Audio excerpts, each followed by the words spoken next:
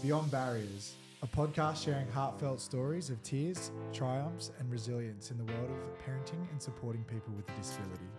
Join us as we go beyond barriers to celebrate the joys and navigate the hardships together. Hi everyone and welcome back to Beyond Barriers, the podcast. We're here for... The what cast? The podcast. The podcast. We're here for episode 2 today. We're back. Last episode went really well. We were quite happy with it. We got some awesome reviews. We did. We got some good feedback. So 99% positive. Yeah, so we're excited to be back for episode 2.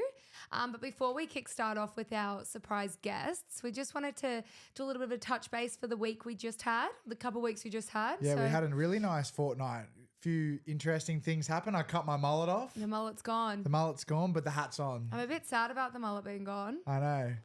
What else have we been up to? We got a new Our Choice mascot up in the right-hand side corner. So his name's Bear. So he's our new little kid on the block. I know. We got a little mascot for all the kids. And what else has been happening? So we have been swimming a bit more now with the kids. The weather's getting a little bit warmer. I know. How good's the weather? It's been like 27, 28 degree days. We just started Pilates. Pilates is our new thing. I know. We did a Pilates session this morning. We've been up. We're trying to get nice and healthy for the summer. Yeah, we're getting ready for those bikini bods. So yeah, we've been doing Pilates. What else are we doing? Jet boating. We did jet boating the other week with the kids, which was fun. If you haven't seen on the Instagram, we've had finals footy coming up. Yeah. It's taking the kids to Jets footy games. My footy season's done, which is good. So I can spend my weekends with the kids now, which is cool. Yeah. So we've had, a lot of our staff's footy games that we've been attending with the kids, which has been fun. Walking the Nepean River. The Nepean River walks are always good. The Nepean River is pumping at the moment. Lots of people on there. It is indeed. And what have we got coming up? We've got the Hawkesbury races next Thursday, which will be lots of fun. We're going to get all the kids nice and dressed up, and they're going to wear the little button-ups and have a little bit of a bet out there and a bit of a fun day. Yeah, it'll be so much fun. But we're so excited to be back for episode 2. And we are actually interviewing Celine and Marco Sr., which is Marco Jr.'s parents. Yeah, one of our participants that we've had on board just this year. He runs the ball out for the Penrith Panthers every week. He doesn't miss, which is awesome. So he's a huge part of the Penny Panthers. He is. And he does a great job running the ball out, and he gets so excited and he loves getting amongst all the boys. So it'd be cool to hear his story and what his parents have to say about him. So we're excited to get him on board. We are indeed. We hope you enjoy. It'll be awesome. Hi everyone. We're back with episode 2 of Beyond Barriers, which we're so excited about. So today we're getting kickstarted with our parents as our guests, which is the whole reason why we're doing this podcast in the first place, to create a community and hear these awesome stories. So we've got Celine and Marco Sr. in the room with us today. Thank you for coming. Thanks for having us. Of course. Thanks for having us. No, we're so grateful. So thank you so much for being here. And we're so excited to hear a little bit about Marco's story. So if you're watching on YouTube, he's sitting right next to us. Do you want to give the camera a wave, Marco? Give it a big wave. I love it. No, we're very appreciative of having Marco Sr. and Celine here today.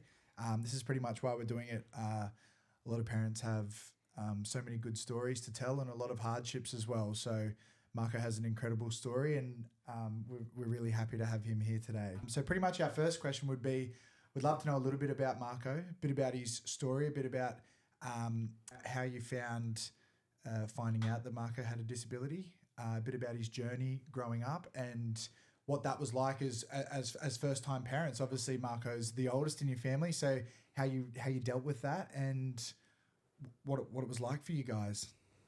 So going back 26 years ago, sitting in an ultrasound room just to get a normal ultrasound at 4 months and get told that Marco is going to be born with a disability, and was given the choice at the time of to terminate or to keep it. And it doesn't make me a better person that I chose to keep it, but at that point I'm also the young woman who had just gotten married and had been told that I could never have children.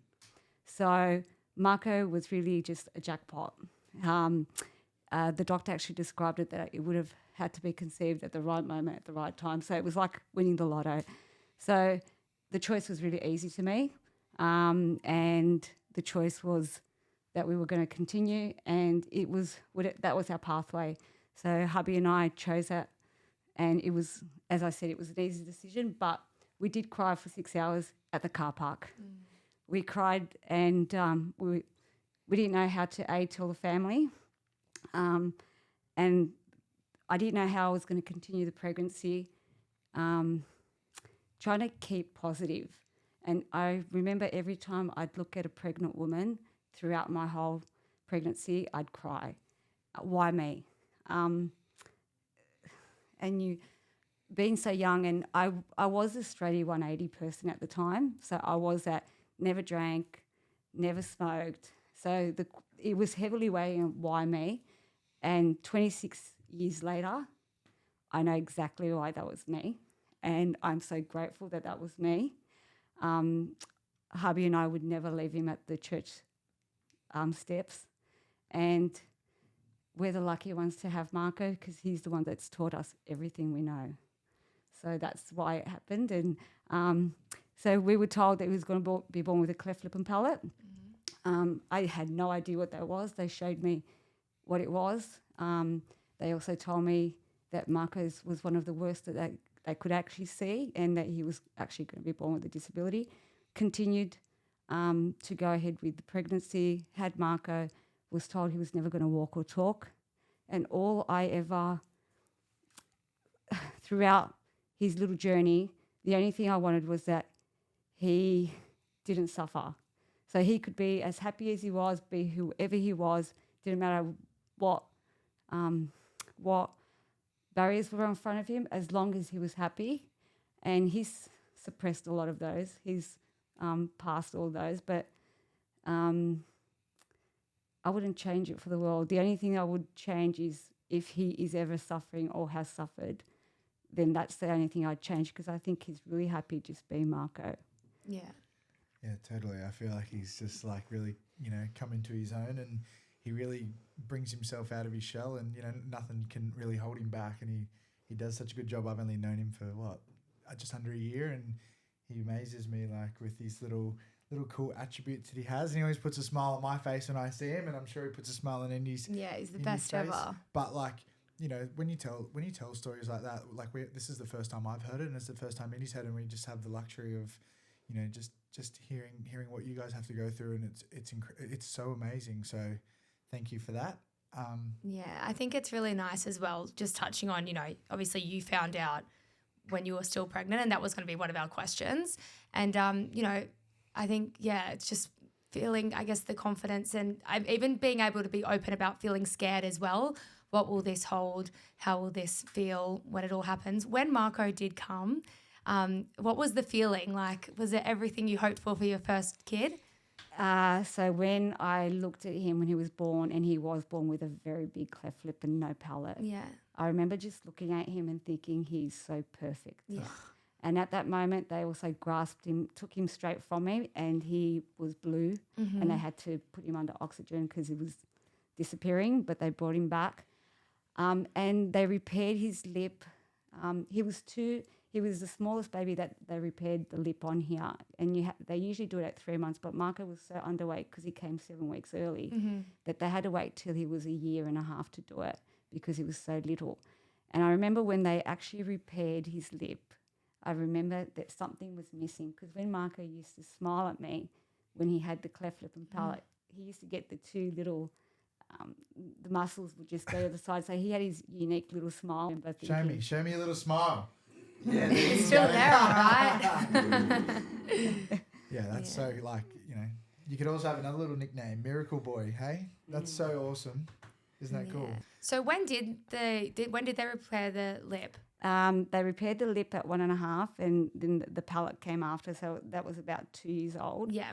The hardest thing about Marco's disability, I would have to say, is that Marco has no gag reflex. Yeah. So he's got a silent choke. So we discovered that when Marco was able to eat McDonald's chips, actually, he'd enjoy them so much, but then he'd vomit them out, and they'd come back exactly the same size.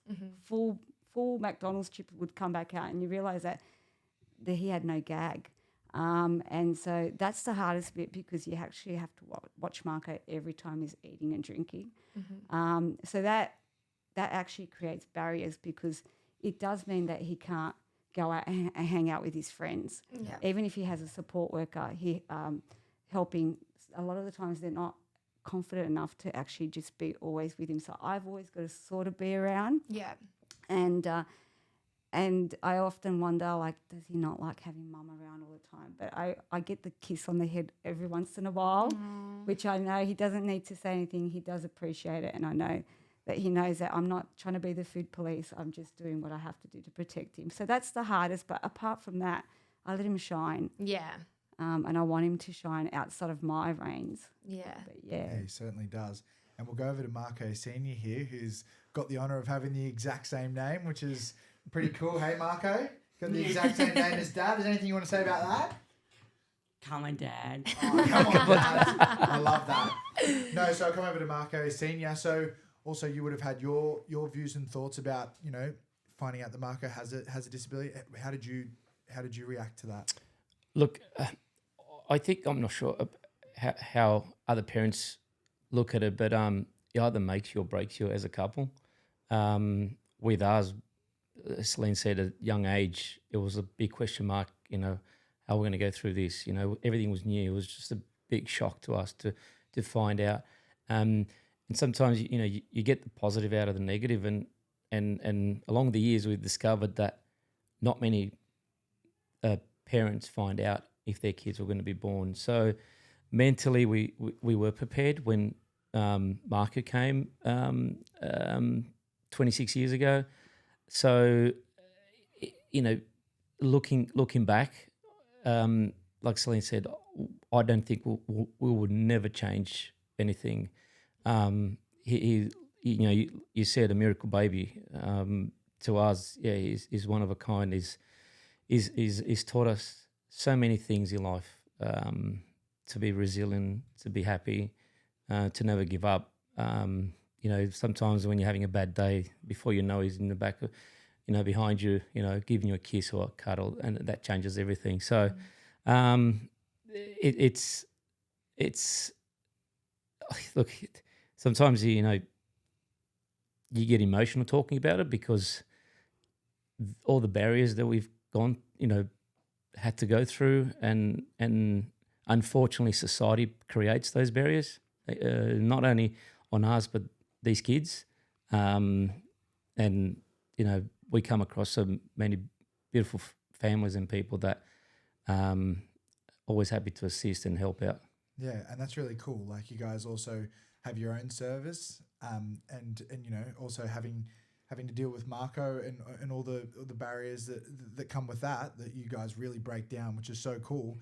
You then give your time to other kids who have disabilities, which I find just remarkable. So not only are you at home dealing with Marco and what he has to go through, but then you're giving your time to other kids with disabilities. Like, I take my hat off to you, because I know what it's like, you know, to do that. And then you guys do that as well as having to go home. Because I always say, like, I get to deal with my kids for, you know, 6-7 hours, whatever that is. But then they go home and that's their parents' life. If I have a tough day, you know, I can just say, okay, like, you know, time for home time now. But you guys like live and breathe that. So for them to go and give that to the other kids that you guys look after, or adults as well, like, I just take my hat off to you. Like, that is so special. So you should be really proud of yourselves. But that's another thing I was just going to touch on. So you also have your daughter Sienna as well. How did you find, you know, distributing your time evenly with, you know, looking after Marco and what he's had to go through, but then also give her the world as well, as much as you've given Marco? How did you go with that? Yeah,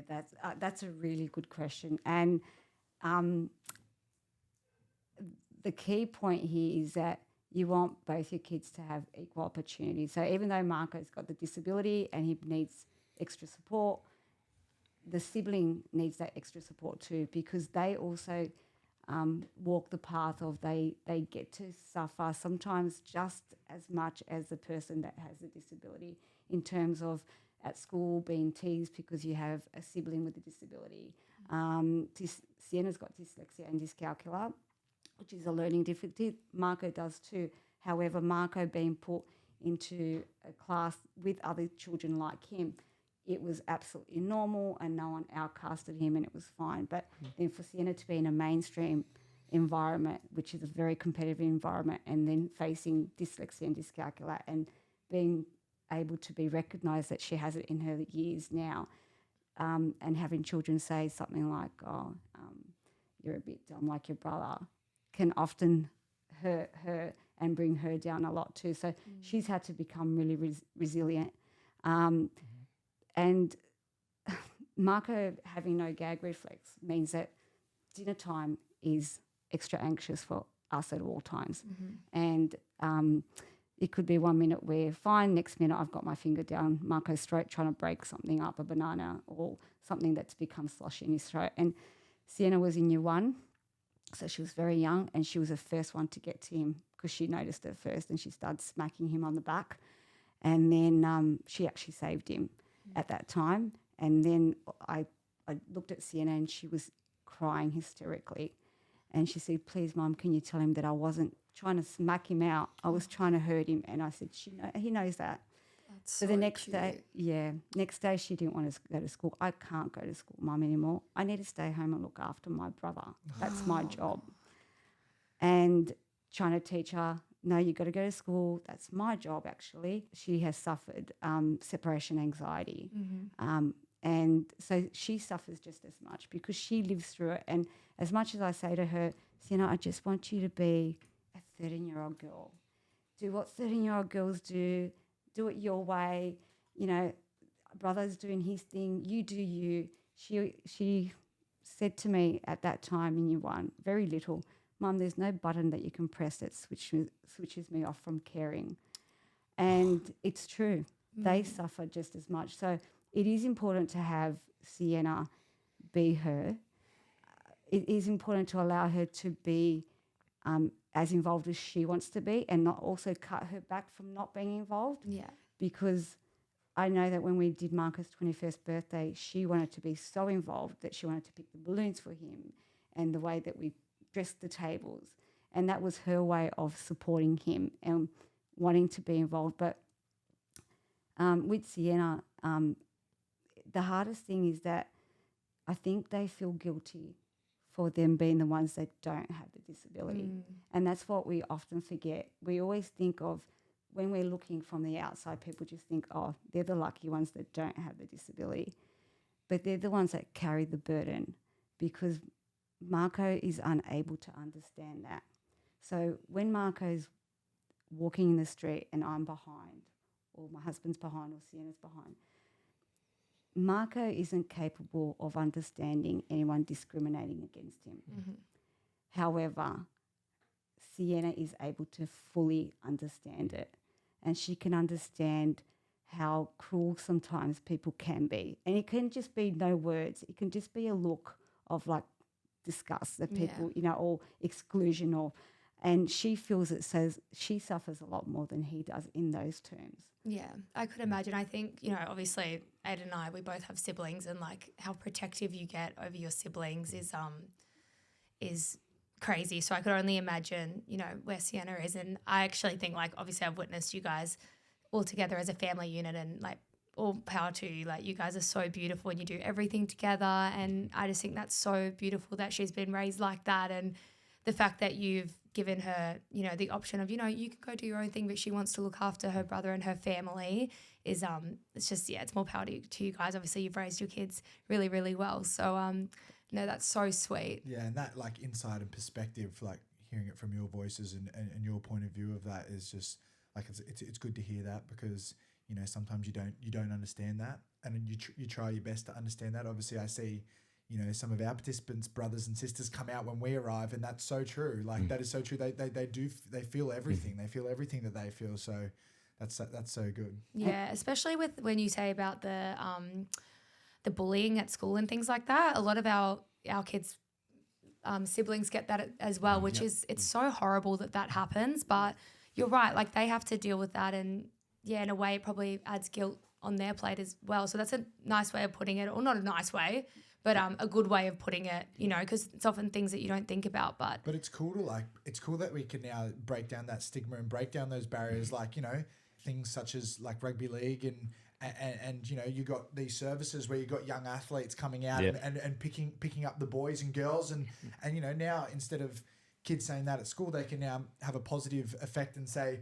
oh my God, I saw your brother on the TV running the boys out. So like to have those extra things now, and it's becoming so great in society that people are putting their hand up and saying, okay, like, you know, you've been somewhat disadvantaged, but let's make you feel so happy and so included. Absolutely. Then, you know, that's quite special. So I think Indy was going to touch on Yeah. the rugby league story now, the happy moments and a few other moments, but mostly happy. Hey, Marco, you love the Panthers? The Penny Panthers. Tell me how much you love the Panthers. Go Panthers! Yeah, so obviously that's how I know you guys through, I guess, my dad and the footy system. So now Marco obviously runs out the Penny Panthers, don't you, Marco? Which is so much fun. So can you tell us a little bit about how Marco got into that and I guess the effect and change it's had on his life since he's been doing it? Okay, did you want to take that one, Dad? Well, we started first Marco being involved in sports probably when he was about 8 years old. Yep. So he was getting bullied at school, and one of our good friends went into the school, past footy player, Chris Ironton.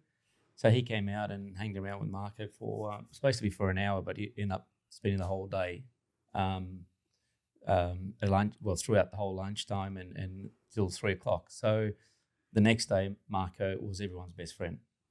So it started all that, and then that's how he started playing, you know, being involved in rugby league. Prior to that, Marco was in a unit in a mainstream school, Yeah. and little Marco would take a football to school every day, and every day the mainstream kids would take his football, play with it, and leave him out, and then give him back the ball at the end of lunchtime. And little Marco would come home crying every day that he wasn't included, and I think it was because mainstream kids just thought that a person with a disability, A, wasn't interested in sport, B, didn't know how to play sport, and C, maybe it was just because no one's taught them at the dinner table that you should include a person with a disability. Because long are the days that we all sit down at the dinner table and we sort of teach our kids, you know, give up the seat to the elderly, always include a person with a disability. So you could see that playing out on the playground. So Chris Ironton said, I'll go out there and I'll host an assembly and I'll just let them know that Marco's my little mate. And he played with him at lunchtime, and the kids got to realise that Marco actually knew how to play football. And then the reverse happened. They would fight about who would have Marco on the team, so much so that he started playing his own footy. There you go. Shout out to Chris Hyington, because I actually know Heino very well, so I'll make sure to let him know, because he was my strength and conditioning coach last year at the Tigers, and he's honestly one of the most down to earth, nicest blokes ever. So there you go. I didn't know that. Absolutely. Yeah, he's been a very important role model to Marco's from a young age. So pretty special. Yeah. Thank you, Heino. Yeah. And I'd say thank you to Heino. Thank you, Heino. Thanks, Heino. I love you even more. Yeah. He ignited that passion. Yeah. And from that day on, Marco just kept pushing himself to the point where he started to play footy. All the rest of the team would play tackle, but he'd wear red shorts where he would get tapped, not tackled. And he went all the way to play for Australia against New Zealand at the Commonwealth Championships in 2018. Wow. So Is that at Windsor? That was at Windsor, correct. I played before that game. Yes. Oh, No wow. word of a lie. Yes. There you go. I did. I remember watching you. 2018, yeah. 2018, I was there. Yeah. Aiden was your pre-show, Marco. You were the main act. Should have put the jersey. Did you get sent off? No. So yeah, he's been involved in rugby league. He played soccer, a little bit of soccer. He actually played at a young age as well. But then he had to make a choice because it was clashing. Yeah. And it was an easy choice for Marco. He chose rugby, but that's where the passion ignited. And then meeting Ivan and how open your father and your mother were to Marco. So we would go out and do a community, just a school program, and your mum was there. Beck was there all the time. And Beck would always give Marco the time of day, as did Ivan. Mm-hmm. And just that little touch and that 5 minutes that you can give a person with a disability can give them the energy for that whole week. That get out of bed, Marco, and him going, oh, I don't feel like getting out of bed. But having Beck say, I'll see you next Wednesday, meant that on Wednesdays I didn't have to worry about getting Mark out of bed because he'd get himself out already. Oh, that's the best. She'd love to hear Yeah, that. and she knows how important she is. And so having your dad and your mum sort of take him under the wing meant so much to our whole family, because it was Marco and I, we are a very united family, and we do have both parents, but we've done it together. They've got their own things happening, mum and dad, both sides, and we really haven't had the outside support at all. We can actually say that, and we can hold our heads up high because we've done it together. But that's not, we chose Yeah. to be that way. We don't want to be a burden to anyone. Yeah. It's like we can do this. From day one, we've decided to take that on board, and that's how we did it. Yep. And we'll continue to do it as Absolutely. But then having the community reach out and have the community embrace Marco, embrace our family, and take a little bit of pressure off us has made it so much easier. Yeah. And that's where your family sort of fits in. So the other side is there's the great days in rugby league where he's great, but then there's also been some very low days. And the low days is when it counted. So when Marco wasn't eating, there was a time where Marco wasn't eating and he didn't eat for a whole year. Like, he ate, but we pretty much had to be spoon feeding him because it was not what he wanted to be doing. He didn't sleep.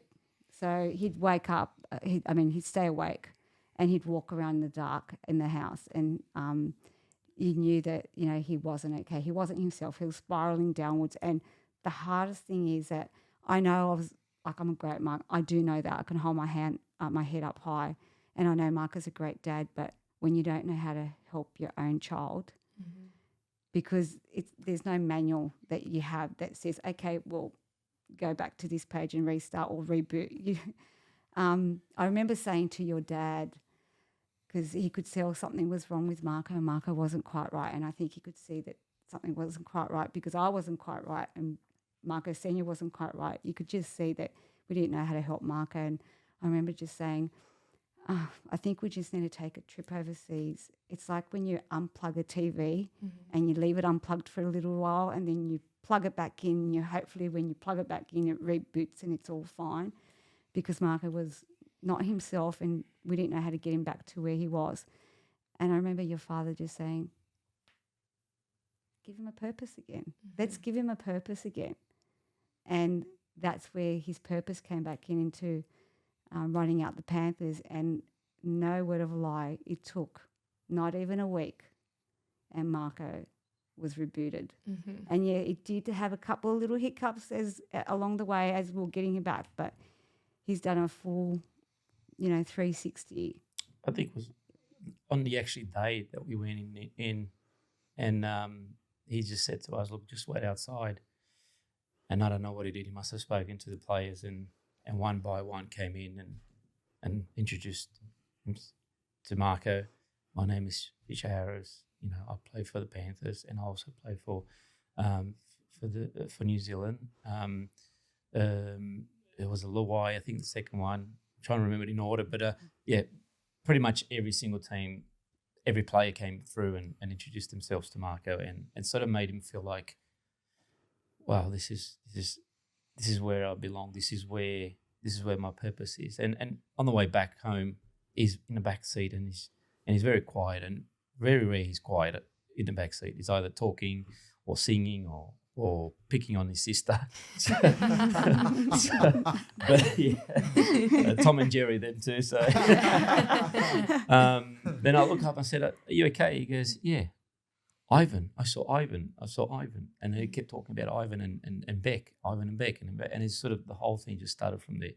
From that moment onwards, we noticed a change straight away. We forgot the most important bit though. He got home and he had a hat that he promised his sister he was going to get signed for her. She was there, but because she suffers social anxiety, she didn't want to get it signed herself. So the job was on Marco to get the hat signed, which he did. He got them all to sign it. Yeah, I don't doubt that, Marco. He got them all to sign it, but then he got that hat and he took it and put placed it right in his room.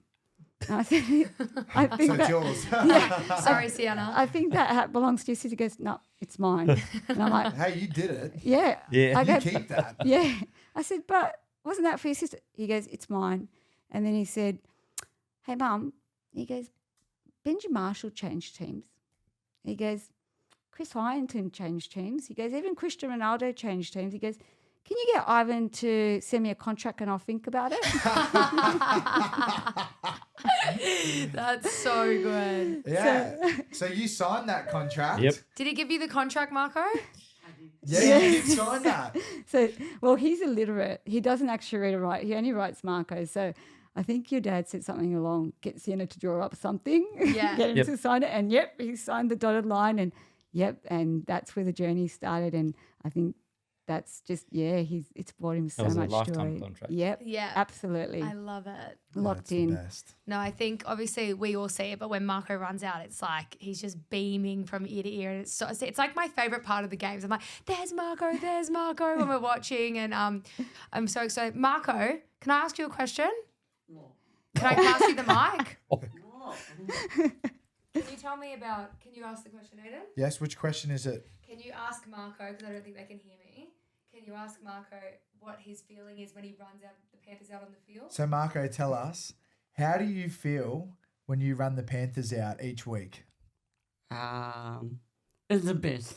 It's the best. Nathan. Yeah? Nathan! And how do you feel when as soon as you run out of that tunnel and all the Panthers fans go up, how do you feel on that eastern end? Crowd. You feel really proud? For the Yeah, crowd. you The should feel crowd. Oh, you feel the crowd. You feel the noise of the crowd, but do you feel And the crowd. Yeah, the crowd. And what number do you wear on your back? 7. Oh, that's the best. 7. Who 4? Who wears 7? Nathan. That's right. That's so true. Is he a favourite? Yeah. Oh, that's nice.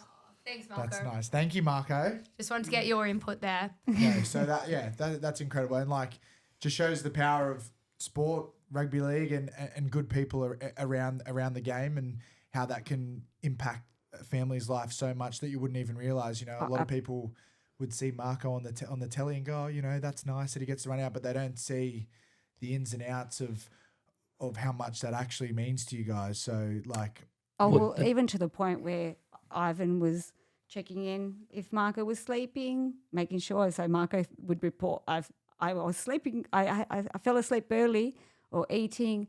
And with that too, like even the other players from other teams, they checked in on Marco, made sure that Marco was okay. He's even had a couple of players ask him how it feels to run out a grand final because they've never ran out a grand final themselves. So pretty cool. yeah, a lot of them all say that they actually watch Marco run out, even though it's an opposition. Marco will get like a hug in the sheds before he runs out against the other team, and they just say, oh, we love seeing what you do. So he has had a couple of other teams ask him to run out the team, and he has actually refused really nicely, really nicely, and they actually said that they actually love the way that he's so loyal, because he's actually said, look, I love rugby league, I love all the players, I respect all the teams, but that's not my boys, and I can't do it. Well, And we that's spoke about that. We hey, spoke about that last loyalty. episode. We just said that. That's one of the biggest, like the greatest qualities you can have in life is to be loyal, and how much loyalty can mean to people. So to have loyalty as one of your biggest traits is pretty cool, right? What do you think about loyalty? Good. So do I. The hardest thing was, I mean, as parents, seeing your own son going through depression, and I still remember the day he was just flat on the ground in the middle of the night, and that's when I found we knew we ran out of options, and that was probably the darkest time in our lives to see him like that in the middle of the night. So, and that's when we contacted Ivan, and yeah, he gave him back He gave him back the ray of sunshine that he needed, and I always say, thank you for giving me my son back, because that's exactly how I see it, and that's why we make sure that Marco is at every single game, home and away. Yeah. We travel as a family, but people are like, you just do all the home games, do you? And I'm like, no, we do both, home and away. I've seen you go to way more Yeah. away games than I do, so you guys are loyal. It's his purpose. Your dad gave him a purpose, and when you give a person like Marco or a person with a disability a purpose, they are true to that. They will be there. They will not miss that dot. There was one time that Marco missed out last year on running out the team, and we had told your dad that Marco was a groomsman at Sean Spencer's wedding in Melbourne. I guess we'll let that go. Yep. We won't hold that against you. And we had told the team that he couldn't be there. But even when we went to catch the plane, I think it was Jetstar, don't quote me on it, but the pilot saw Marco running in and said, "Aren't I taking you the wrong way? Don't you run out Panthers?" And I said, "Yeah, he does, but he's got to go to a wedding the opposite direction." He's like, "Oh," so but that was even bizarre to have the pilot recognise Marco and recognise that he was taking Marco the wrong way when the game was in Sydney that Don't day. you find that incredible? Like that people like notice so much, like him running the boys out and He did something. and really noticed that he wasn't going there. Yeah, he gets asked for selfies these days and little signatures, and Marco Signatures doesn't know. 2 weeks ago down in Raiders. Oh my God, look at you, Marco. Some of the kids asked to sign his They were their wearing jersey. They were wearing Raiders. Raiders, Oh yeah. my Mad. gosh. So Marco planted Marco right on their hearts. Oh, that's nice. Marco, you're a I know sweetheart. you are. You've been raised so well. I know. Titans. But we are versing the Titans. Yep. Versus the Titans this week. You excited? Yeah. Yeah. So That'll be good. that just leaves us. I think we're almost done here, but just leaves us with one more question. We're going to start doing this every episode, which I think is really cool, and it gives the other families an insight and maybe a bit of inspiration too. Not that you haven't inspired us already the past 40 or so minutes, but the last thing that we were just going to say was we just wanted to know if you guys had a quote for other families, Or any advice? or any advice, but maybe a quote if Yeah. you've thought of it, Yep. but that you guys live by personally or as a family, or something that you've been told by others that's really, stuck with you. Yeah, we're actually talking about this in the car with little Sienna. So this quote, I will not take it off her. This is her quote: "Stronger together." And I guess it's as simple as that. We are stronger together.